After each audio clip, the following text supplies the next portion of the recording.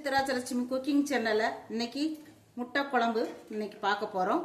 அவிச்ச முட்டையில வச்சு இன்னைக்கு முட்டை குழம்பு பார்க்க போறோம். இப்போ இந்த மாதிரி 4 முட்டையை அவிச்சு எடுத்திருக்கேன். இப்போ அதை கீரல் போட்டுக்கலாம்.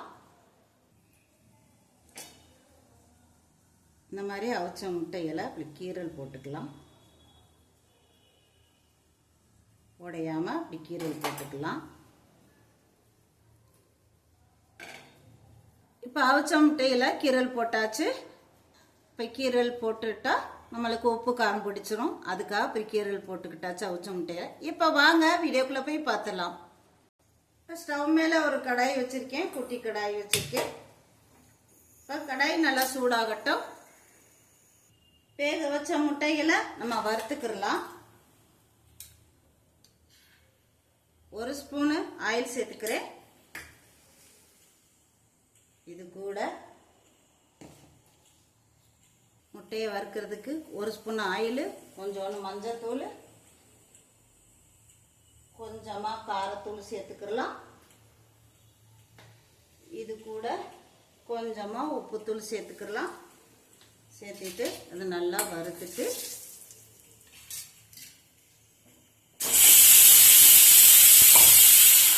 முட்டைகளை சேர்த்து இந்த எண்ணெயிலேயே வறுக்கணும். அப்பதான் உப்பு காரம் பிடிக்கும்.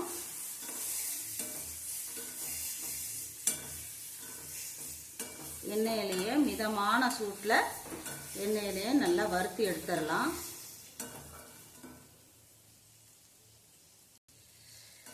நம்ம முட்டையில கீரல் போட்டோம், அதில் உப்பு காரம் பிடிக்கணும். அதுக்காக மிளகாத்தூள், மஞ்சத்தூள் எல்லாம் சேர்த்து உப்புத்தூள்லாம் சேர்த்து வறுத்துக்கலாம். அந்த குழம்போட சேர்த்து சாப்பிட்றதுக்கு அருமையாக இருக்குங்க. இப்படி வறுத்து நம்ம குழம்பு வச்சோம்னா சாப்பிட்றதுக்கு அருமையாக இருக்கும், ரொம்ப டேஸ்டாக இருக்கும். இப்போ வறுத்த முட்டையில் வேற ஒரு பாத்திரத்தில் மாற்றி எடுத்துடலாம். இப்போ அந்த முட்டை குழம்புக்கு ஆயில் சேர்த்துக்கிடலாம். கூடுதலாக கொஞ்சம் ஆயில் சேர்த்துக்கிடலாம். ஆயில் நல்லா சூடாகட்டும். இப்போ ஆயில் சூடாயிடுச்சு. சீரகம் சேர்த்துக்கலாம். சீரகம் நல்லா பொரிஞ்சு வரட்டும். இது கூட கடுகு சேர்த்துக்கலாம். கடுகு சீரகம் நல்லா பொரிஞ்சதுக்கப்புறம் நல்லா பொரியணும். இப்போ சீரகம் கடுகு நல்லா பொரிஞ்சிருச்சு. ஒரு பெரிய வெங்காயம் பொடிசாக நறுக்கியிருக்கேன், அதுவும் இது கூட சேர்த்துக்கலாம். நீங்கள் சின்ன வெங்காயத்தை கூட சேர்த்துக்கலாம்.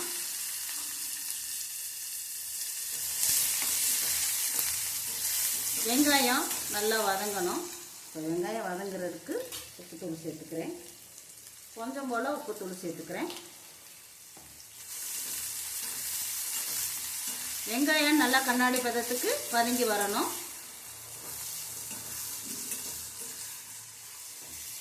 வதங்கட்டும். இது கூட கழுவின கருவேப்பிலை தலையும் சேர்த்து விட்டுறலாம். சேர்த்து விட்டுட்டு வதக்கி விட்டுறலாம்.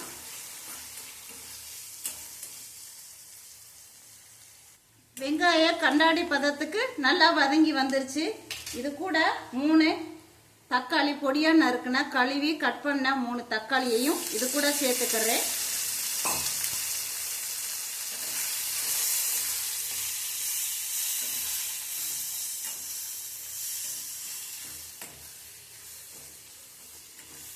தக்காளியும் சேர்த்துட்டு தக்காளி இருக்கிறதே தெரியக்கூடாது, அந்த அளவுக்கு நல்லா மசிஞ்சு வரணும். வேகட்டும். இடிகல்லே இடிச்சு இஞ்சி பூண்டு விழுதையும் சேர்த்துக்கலாம். சேர்த்துட்டு இதோட சேர்த்து வதக்கி விட்டுலாம். எண்ணெயிலேயே வெங்காயமும் இஞ்சி பூண்டும் இந்த ராசுமல் போகணும், அது வரைக்கும் நம்ம வதக்கி விட்டுலாம். தக்காளி நல்லா மசிஞ்சு வரணும். பார்ப்போம்.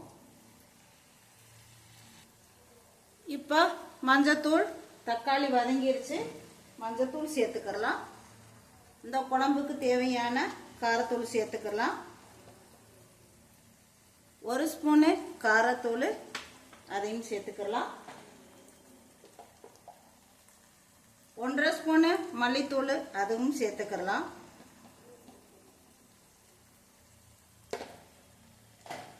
சேர்த்திட்டு நல்லா வதக்கி விட்டுறலாம். ஸ்டவ்வை சிம்மில் வச்சு வதக்கி விட்டுறலாம். அந்த ராஸ்மல் போகணும். இது கூட கரம் மசாலா தூளையும் சேர்த்து விட்டுறலாம். இது கூட கரம் மசாலா தூளும் சேர்த்துடலாம். சேர்த்திட்டு இந்த எண்ணெயிலே வதக்கி ஸ்டவ்வை சிம்மில் வச்சு எண்ணெயிலே வதக்கி விட்டுலாம்.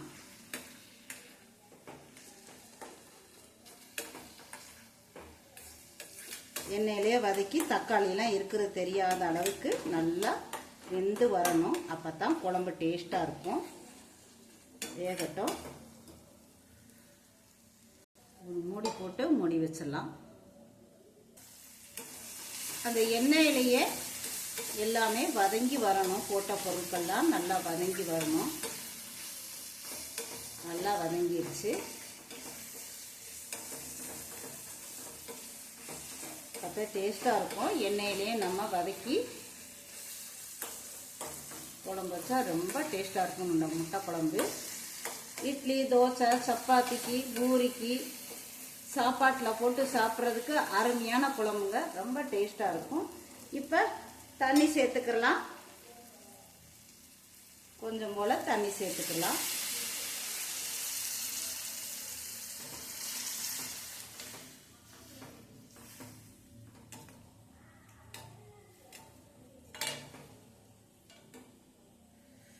இப்போ இதுக்கு தேவையான இந்த குழம்புக்கு தேவையான உப்புத்தூள் சேர்த்துக்கலாம். வெங்காயம் வதங்குறதுக்கு உப்புத்தூள் சேர்த்துனேன். இப்போ கொஞ்சம் போல் உப்புத்தூள் சேர்த்துக்கலாம். கொதி வரட்டும். ஒரு மூடி போட்டு மூடி வச்சிருவோம். அதுக்குள்ளேயும் ஒரு பேஸ்ட் ஒன்று அரைச்சிட்டு வந்துடலாம். 2 சில்லி தேங்காய், ஒரு பச்சை மிளகாய், கொஞ்சோண்டு சீரகம் அரைச்சிட்டு வந்துடலாம். இப்போ கொதி வந்துருச்சு.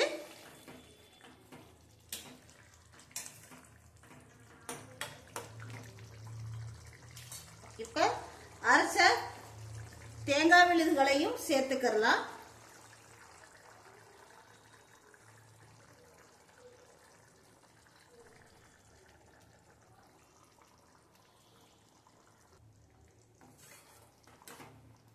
இப்போ இதுக்கு தேவையான தண்ணியும் சேர்த்துக்கலாம். மிக்ஸி ஜார் அளவுனா தண்ணியையும் சேர்த்துக்கலாம். சேர்த்து விட்டுட்டு ஒரு கலந்து விட்டுலாம். கொதி வரட்டும்.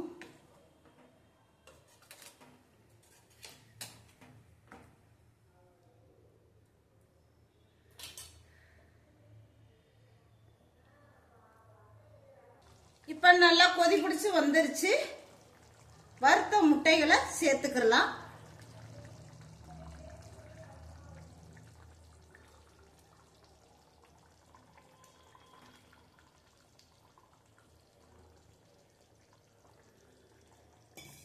திரும்பவும் சிம்மில் வச்சு ஒரு மூடி போட்டு மூடி வச்சிருவோம்.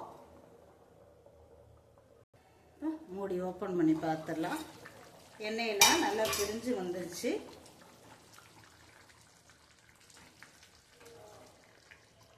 அருமையான முட்டை குழம்புங்க. இட்லி, தோசை, சப்பாத்திக்கு, பொரோட்டாவுக்கு, சாப்பாட்டில் ஊற்றி பூரிக்கெலாம் சாப்பிட்றதுக்கு அருமையான குழம்புங்க. இப்போ எண்ணெயெல்லாம் நல்லா பிரிஞ்சு வந்துருச்சு. இது மேலாக கொத்தமல்லி தலைகளையும் தூவி விட்டு ஸ்டவ் ஆஃப் பண்ணிக்கலாம். சுவையான முட்டை குழம்பு ரெடி ஆயிருச்சு. செம்ம டக்கரா இருக்குங்க. இந்த சித்தராஜலட்சுமிக்கு சப்போர்ட் பண்ணுங்க, சப்ஸ்கிரைப் பண்ணுங்க, லைக் பண்ணுங்க, ஷேர் பண்ணுங்க, கமெண்ட்ஸ் பண்ணுங்க. ப்ளீஸ், நான் கடந்து வந்த பாதைக்கு ப்ளீஸ் இந்த சித்தராஜலட்சுமிக்கு சப்போர்ட்.